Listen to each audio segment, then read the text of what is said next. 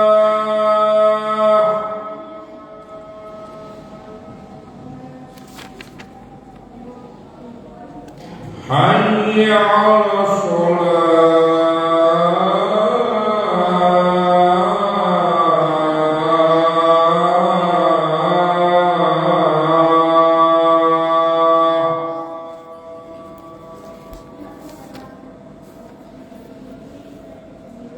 حي على الفلاح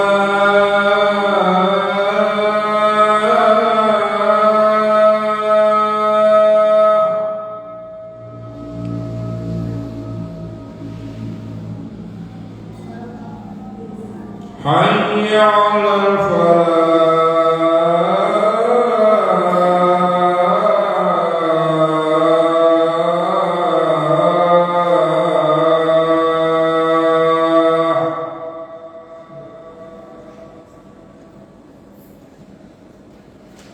الله أكبر الله أكبر لا إله إلا الله.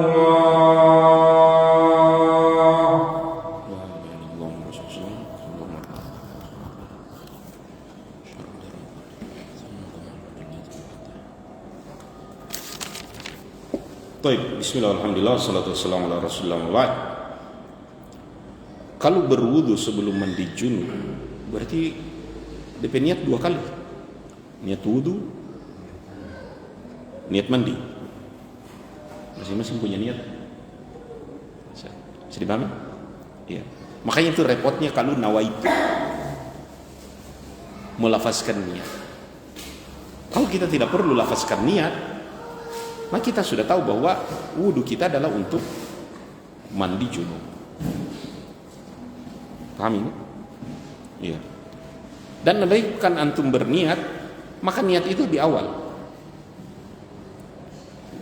Bisa antum berniat, saya ini mau wudu, setelahnya mandi. Bisa dipahami? Kan tidak harus niat itu ketika mengerjakan amal atau sebelum. Niat kan sebelum mengerjakan amalan boleh seperti itu. Baik. Ini menjawab pertanyaan antum yang Anda sampaikan juga ke jamaah. Kalau tadi fardu-fardu daripada sekarang faraidul ghusl. Baca faraidul ghusl. Fasal.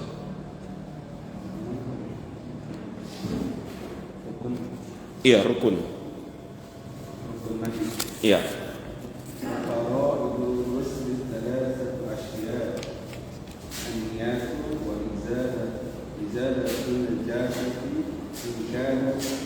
على بدنه وإيصال الماء إلى جميع الشعر والبشرة ركن وفرض من فرق tiga niat kedua menghilangkan najis jika ada di badannya sebelum mandi yang ketiga mengalirkan dan meratakan air di seluruh rambut dan kulit.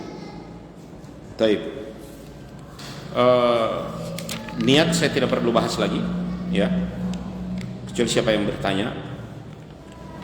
Yang kedua, karena memang hadisnya innamal a'malu binniyat, menghilangkan najis yang menempel di badannya, ya. Ini hadis Maimunah radhiyallahu anha fi qulsi sallallahu alaihi wasallam, ketika Nabi SAW mandi junub, ya, ghasala farjahu wa ma asab minal adha, ya, beliau cebok dulu, ya, artinya membersihkan farjinya, ay najasa wa qadar, apapun kotoran yang menempel di badan kita atau kemaluan kita. Wasahu an-Nawawi fi kitabihi annahu yakfi fi izalatiha ghuslu rafil hadath, yakfi izalatiha ghusluhu raful hadath. Tapi kata Imam Nawawi, walaupun seorang ketika mandi junub itu tidak lagi harus cebok dulu, cebok kemaluan dan seterusnya, karena air yang mengalir itu sudah bagian dari membersihkan kalau itu najis. Dan kita tahu sesuatu yang keluar dari kemaluan itu disebut najis kalau dia madhi atau baul. Tapi ada juga yang suci, yaitu mani. Bisa dipahami? Ya. Tapi dengan lewatnya air itu, maka itu sudah bersih. wa huwal mu'tamad, yaitu di dalam mu'tamad yang dipakai dalam mazhab Syafi'i. Fatakun izalatul qadar qabla idhafatil ma' sunnah, ya, sehingga mencebo atau bersihkan dulu dan seterusnya itu bagian daripada sunnah. Isalul ma ila jami'i sya'ar wal basyara, apa dia? Mengalirkan air ke seluruh rambut dan kulit, ya. Anna Nabi sallallahu alaihi wasallam kana idza iktasal minal jamana bada fa ghasala yadayhi thumma tawadda wudu'an lis-salat thumma yudkhil asabi'ahu fayukhallilu biha usulu sya'ri. Jadi ketika Nabi SAW mandi, maka beliau memasukkan jemari ini ke rambut, ya. Jadi minta untuk sampai ke kulit. Thumma yasubbu ala ra'si thalatha dharafatin. Di kepala sendiri ini disiram 3 kali oleh beliau sallallahu alaihi wasallam. Thumma yafidhul ma' ala jildihi kulli. Kemudian air itu sampai ke seluruh kulitnya. Pastikan ketika mandi itu sampai ke seluruh kulit. Makanya Al-Malikiyah mengatakan harus mandi itu dikawal dengan tangan. Tidak cukup seorang itu cuma shower atau siram, tapi harus dengan menyapu-nyapu ataupun mengurut-urut ke seluruh tubuh, ya. Walaupun ini disebut dengan khuruj anil khilaf, keluar dari kontroversi. Karena ada mengatakan walaupun sekedar guyur aja sudah mandi, ya, tapi itu boleh.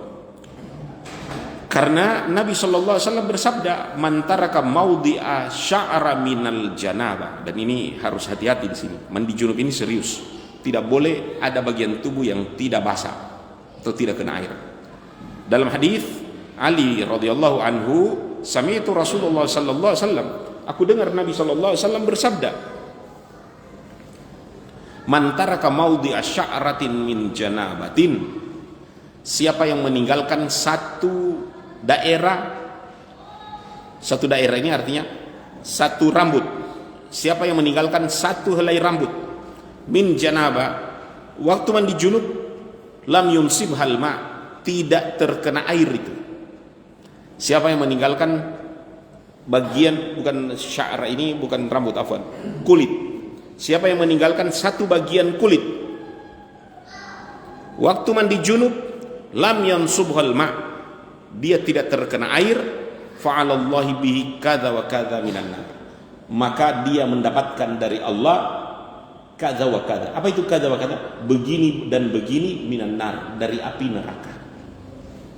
Jadi berat konsekuensi dari mandi junub ini adalah memadamkan jilatan api neraka.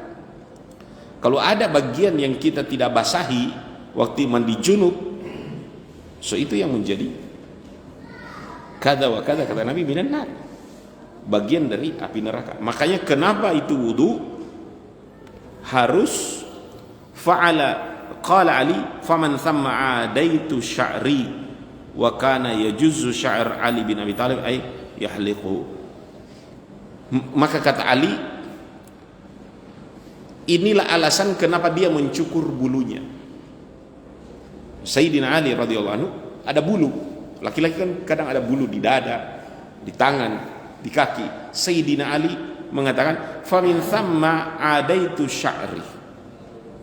Karena alasan hadis ini, itu kata Nabi SAW, siapa yang meninggalkan satu daerah, satu bagian dari kulitnya waktu mandi junub, lam yusibhal ma, tidak terguyur air, fa'alallahi bihi kadza wa kadza minan nar, maka dia mendapatkan dari Allah Ta'ala begini dan begini dari api neraka. Nabi tidak menjelaskan begini dan begini bagaimana, tetapi kata Ali, atas alasan itu, wa min thamma adaitu sya'ri, maka aku cukur bulu, ya, ail yahlikahu, agar bulu itu tidak menutup kulit ketika dia mandi junub, ya.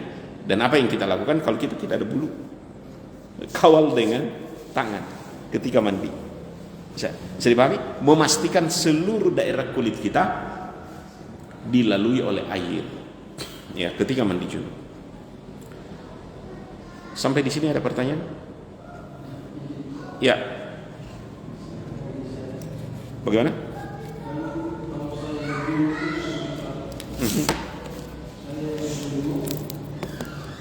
Sebelum saya mandi itu, saya bersihkan di kemampuan. Ya. Saya bersihkan kemampuan. Baru saya wudhu. Tapi wudhu ini saya niatkan untuk sholat subuh. Oh ya. Tapi kalau saya mandi, saya tidak menyediakan kemampuan. Jadi saya berwudhu itu, saya niatkan untuk sholat subuh. Ya. So tidak berwudu. Ya. Maka apakah boleh? Ya, itu boleh. Kita tidak perlu lagi berwudu sesudah mandi junub. Karena kita sudah awali dengan wudu. Sekalipun ketika kita mandi kita kencing, kita pegang kemaluan. Dari pembatal wudu kan? Saya dipahami? Ya. Kenapa kita tidak jadikan dia pembatal wudu? Karena dia ditutupi dengan mandi junub, yaitu menghilangkan hadas besar. Orang yang menghilangkan hadas besar, dia telah menghilangkan hadas kecil. Namun jangan kita cuma menghilangkan hadas besar tanpa diawali dengan menghilangkan hadas kecil, itu tidak memulai wudu sebelum mandi. Jadi paham? Itu yang disebut kurang ketika orang tidak berwudu baru dia mau sholat. Bisa dipahami? Apa yang dilakukan oleh Bapak? Ya lebih hati-hati lagi bahwa ketika mandi sudah berusaha untuk tidak menyentuh kemaluan atau tidak kencing lagi dan seterusnya untuk menjaga wudu itu. Sebenarnya walaupun kita batal wudu ketika sedang mandi, tanpa kita berwudu lagi sesudah mandi, maka itu sudah cukup. Sebab mandi itu membersihkan hadas besar, wudu membersihkan hadas kecil. Kalau seorang membersihkan hadas besar, maka dia sudah bagian dari mengangkat hadas kecil. Seperti sholat fardu menutupi sholat sunnah. Maka kalau sudah sholat fardu dikomatkan, tidak perlu lagi sholat sunnah. Karena apa yang ada dalam sholat sunnah sudah ditutupi oleh sholat fardu. Akan tetapi dalam mazhab Syafi'i sendiri tidak ada orang yang hanya mandi junub tanpa didahului dengan wudu. Jadi ya, harus didahului dengan wudu dulu baru kemudian mandi. Jadi kenapa? Karena seorang menghilangkan dulu hadas kecil baru kemudian hadas besar. Kalau orang mengatakan, Ustaz, hilangkan dulu hadas besar baru hadas kecil, itu secara itu secara akal, secara logika kita, bersihkan dulu hadas besar baru hadas kecil. Jadi pahami? Ya.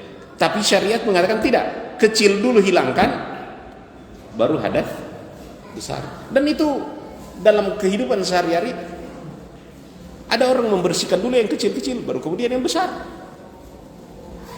Ada orang yang mungkin menyapu dulu lantai sebelum dia pindah lemari dan meja untuk kasih keluar dari, ya. Tapi ada juga mungkin keluar meja dulu dengan kursi baru kemudian dia menyapu. Bisa dipahami, ya. Artinya kalau kita dalil aklikan, orang yang mandi dulu baru kemudian dia berwudu, berarti dia bersihkan dulu hadas besar baru kemudian dia bersihkan hadas kecil.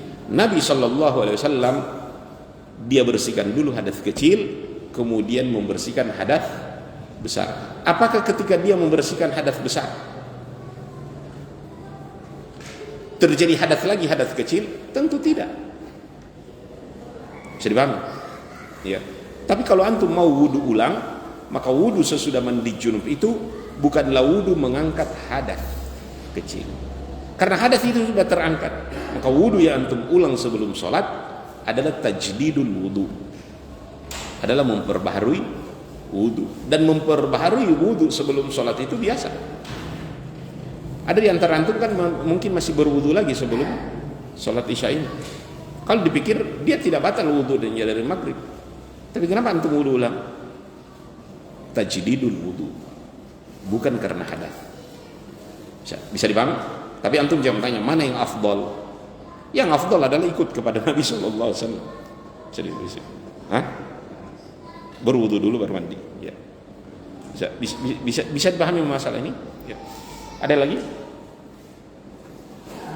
Kelas? Lagi?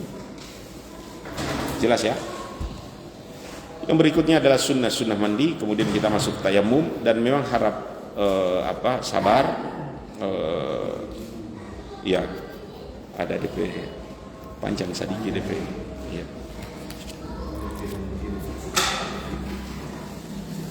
Baik, subhanallah bihamdi, asyhadu an la ilaha